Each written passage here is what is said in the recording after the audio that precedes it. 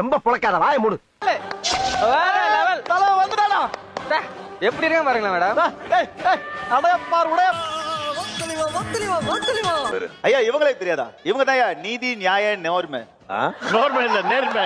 ஏன் இப்படி வளர்ற? யாரு நீதி? ஐயா அவர் தாங்க நீதி. அவரை பார்த்து நீதின்னு சொல்லிட்டு ஒரு 10 செகண்ட் சிரிக்காம இருங்க பாப்போம். எனக்கு தெரிஞ்ச ஒருத்தவங்க கல்யாணத்துக்காண்டி கொட்டேஷன் கேட்டிருக்கோம். 5 லட்சம் ரூபாய்க்கு கொட்டேஷன் கொடுத்திருக்காரு. ஐயா அப்படியா? அவரோட கேட்டரிங் சர்வீஸ்ல 5 லட்சம்ன்றதெல்லாம் ரொம்ப கம்மி காசுங்க. அது ரெஜிஸ்டர் மேரேஜ். மாப்பிள்ளை பொண்ணு 2 சாட்சி கையில்.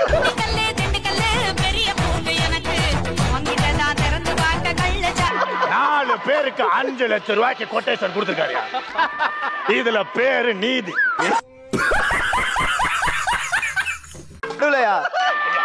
அந்த பூனை கண்ணாடி போட்டு எட்டி பாக்குறாரு பாருங்க.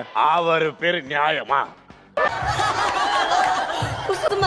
கமெண்ட் நல்லா சொல்லிட்டு 4 மார்க் போடுவாரு. கமெண்ட் டல்லா சொல்லிட்டு 7 மார்க் போடுவாரு.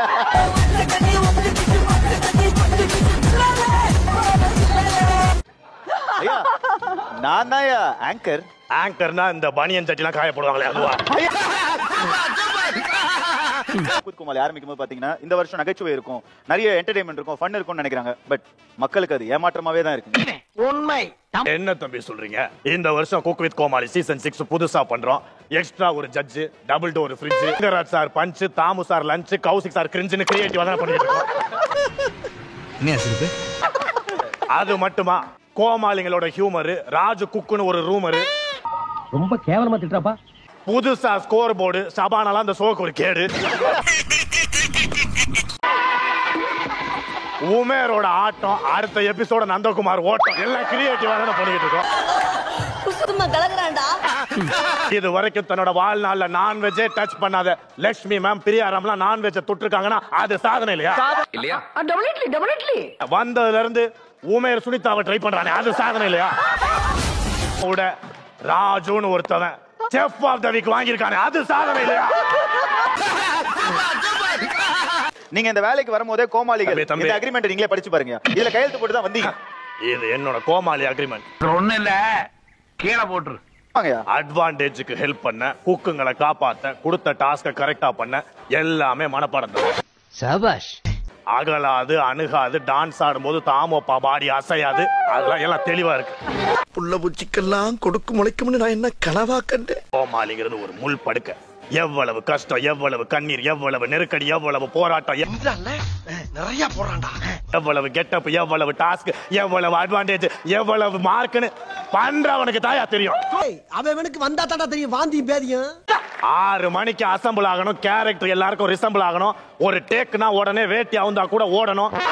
வர்ற மாதிரி இந்த மாதிரி ஒரு குக்கு கிட்ட நிக்கணும். அவனுங்க என்ன கருமத்தை சமைச்சாலும் முதல்ல நாங்க தான் நக்கணும்.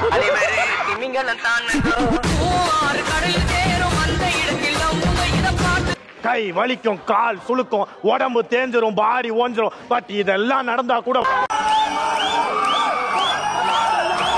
பொழுது விடிஞ்சிரும். ஆனா மக்கள் சிரிக்கணும்னு ஒரே நோக்கத்துக்காக போராடுறான் பார், அவன் தான் கோமாளி. இந்த பையனுக்குள்ளே என்னவோ இருந்திருக்கு பாரு. இவ்வளவு சொல்றீங்களே, ஒரு நாள் கோமாளியா நீங்க இருந்து பாருங்க. சார் அது ஏன் வேலை சொல்லுங்க தம்பி. ஷூட்டிங் ஒன்னும் முடியல, மக்கள் பாத்துக்கிட்டு இருக்காங்க. இல்ல சார் சொல்லு, நீ தான் தைரியமான ஆளு, சொல்லு. நீங்க நிஜமாவே அப்படிதான் எதிர்பார்க்கறீங்க, அப்படிதான் வேற வழி இல்லைன்னா ஒரு நாள் கோமாளியா நான் இருக்கேன் சார். நீலாம்பரி வருதுடா, நீலாம்பரி சோம்பரி ஜாலே ஓடி போய் கட்டி பிடிச்சிருவான் பாரு. பட்டாசு சத்தம் கேட்ட பண்ணி மாதிரி ஏன் பதற? கண்ணாடி போடு.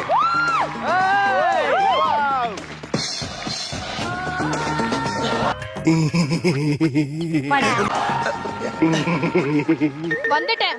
சரி ஓகே. பட மூடு நீ. வந்துட்டேன்.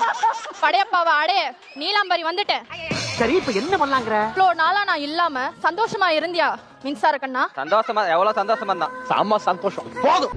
ஓ அப்படியே விஷயம். கூட ரொமான்ஸ் பண்ணிட்டு இருந்தியே. ரொமான்ஸ் மேடம் சமையலுக்கு தான் வந்திருக்கேன். ரொமான்ஸ்க்கு வந்திருக்கேன். சமைக்கிற மாதிரி தெரியலையே. கரெக்ட்டா கட்டுட்டா.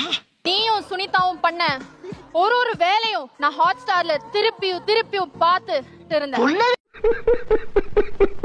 எப்படி இருக்கா என் வீட்டு வேலைக்காரி? ஏன் நீயே வேலை செய்ய தானே வந்திருக்க, நீ யாரையோ கேட்கிறியா? டேய் பெர்ஃபார்மன்ஸ் பண்ண வர்றா.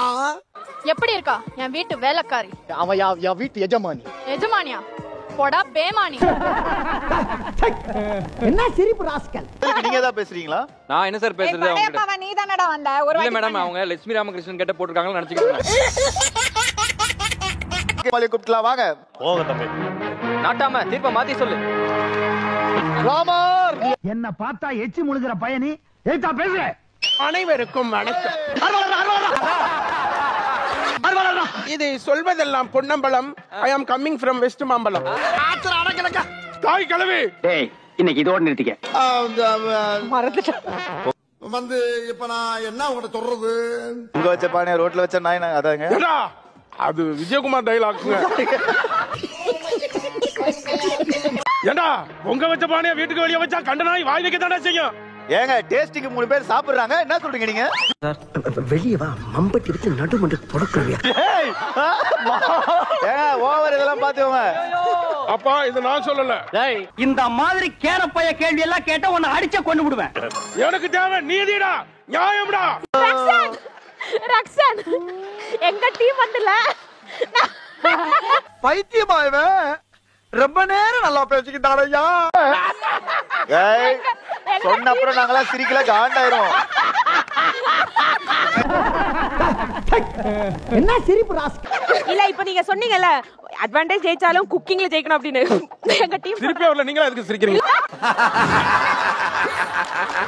டீம் சொல்றாங்க இதுக்கு நாங்க வந்து அட்வான்டேஜ் கூட எப்படியாவது ஜெயிச்சிருப்போம், குக்கிங் தான் கஷ்டம்ன்றாங்க. இல்ல இல்ல வீணா நீ குலகாரன் ஆக்கிறாத போயிரு. இப்பதான் ஜாலியா இருக்க போது. அந்த பாஸ்கெட்ல உங்களுக்கு தேவையான பொருட்கள் எல்லாத்தையும் ரொப்பி எடுத்துட்டு வந்து உங்க கவுண்டர்ல நீங்க நிக்க போறீங்க. சரி. பொருள் எடுத்துட்டு இங்க வந்து நிக்கிறதுக்கு 10 நிமிஷம். அதுக்கப்புறம் பேண்ட்ரி க்ளோஸ். என்ன தொங்கிருச்சு? எல்லாத்தையும் எடுத்து வச்சுக்கோ, தேவைப்படும். ஆட்டையை போட வேண்டியதான். ஒரே மாதிரி இருக்கணும். ஒரே மாதிரி. பாரு பைனாப்பிள் இருக்கு, நான் எடுத்துட்டு வா. வேலை சொல்லியே கொல்றாங்கயா. என்ன பண்ண போறீங்க? இவ்ளோத்தையும் எடுத்து கடையை வைக்க போறீங்க, தள்ளுங்க. அதெல்லாம் ஒரு தொழில் ரகசிய ஐயாச்சாமி. ராஜு அண்ட் குரேஷி லக்ஷ்மி மேம் டேபிளுக்கு போங்க. Lakshmi ma'am and Soundarya. What is this? Lakshmi ma'am உங்களுக்கு அந்த ராஜு எடுத்த இன்கிரிடியன்ட் பாஸ்கெட் தான். நீங்க மாத்த முடியாது, பக்கத்து டேபிள் எக்ஸ்சேஞ்ச் பண்ண. சார் இது வெஜிடேரியனா இருக்கு சார். சார் வெஜிடேரியன் எனக்கு வேணாம் சார். என்ன கூட ஓவரா சிரிக்கிற? ஏன் சிரிக்கிற? லக்ஷ்மி மேம் அண்ட் சௌந்தர்யா உங்களுக்கு அந்த ராஜு எடுத்த இன்கிரிடியன்ட் பாஸ்கெட் தான் நீங்க யூஸ் பண்ணணும். சாம்பார் ஆப் எனக்கு. ராஜு அண்ட் குரேஷி லக்ஷ்மி மேம் டேபிளுக்கு போங்க. உங்களுக்கு லக்ஷ்மி மேம் எடுத்த இன்கிரிடியன்ட்ஸ் தான், அதை வச்சு தான் நீங்களும் டிஷ் சமைக்கணும். Very interesting but I don't care. So ingredient நீங்க மாத்த முடியாது, பக்கத்து டேபிள்ல எக்ஸ்சேஞ்ச் பண்ண முடியாது. அந்த இன்கிரிடியன்ட் வச்சு நீங்க ஒரு டிஷ் சமைக்கணும். மூக்கு புடப்பா இருந்தா சில நேரத்துல இப்படி எல்லாம் யோசிக்க தோணும் கொஞ்சம். ஏய் இது நான் வெஜிடேரியனே சமைச்சது இல்லடா குக்கூத் கோமாளில. மேடம் இது எதுக்கு? நிறைய கேட்க வேண்டியது இருக்கு, இங்கெல்லாம் எதுக்கு வச்சிருக்கானே? அட கன்றாவியே. இது என்னடா வெஜிடேரியன் ஒரு அளவு வேணாமாடா? கொத்தமல்லி எதுக்குடா இவ்வளவு?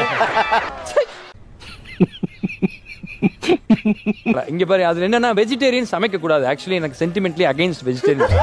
சாரி. மாம்பழம், பைனாப்பிள், மாதுளம்பழம், இன்னொரு கருமம் என்னமோ அண்ணாச்சி, இறைவன் கொடுத்த பழம், இதெல்லாம் அப்படியே வச்சுட்டாலும் நல்லா இருக்கும். அதெல்லாம் வச்சு என்ன பண்ண போற? எனக்கு என்ன சார் தெரியும்? கொத்தமல்லி 1 லாரிக்கு இருக்கு.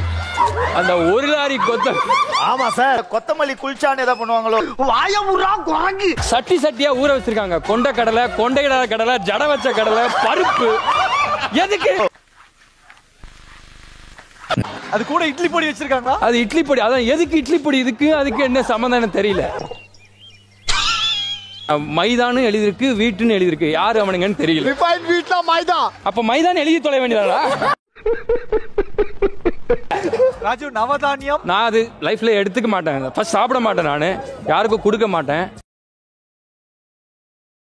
ஒரு கிரீம் சீஸ் எடுத்தேடா, ஒரு பன்னீர் எடுத்தேடா. இதெல்லாம் சமையல்ல வரும்னு எனக்கு தெரியாதுங்க.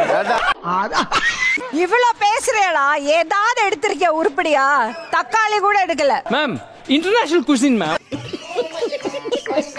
எவ்வளவு ஐட்டம் இருக்கு உனக்கு? என்னென்ன பண்ண 10 டிஷ். ஒரு ஐட்டம் அது எனக்கு தெரிஞ்ச மாதிரி வச்சா தானே. ஏய் இந்த எகத்தாளம் எல்லாம் என்கிட்ட வச்சுக்காத. சின்ன சேனல் எதா இருந்தாலும் அது கொஞ்சம் ஆதரவு கொடுங்க. உங்க பொண்ணான கையை கொண்டு அந்த பெல்லில தட்டிடுங்க. அவங்களுக்கு சப்ஸ்கிரைபர் 5-10 ஏறுனா அவங்க மனசு சந்தோஷப்படும்.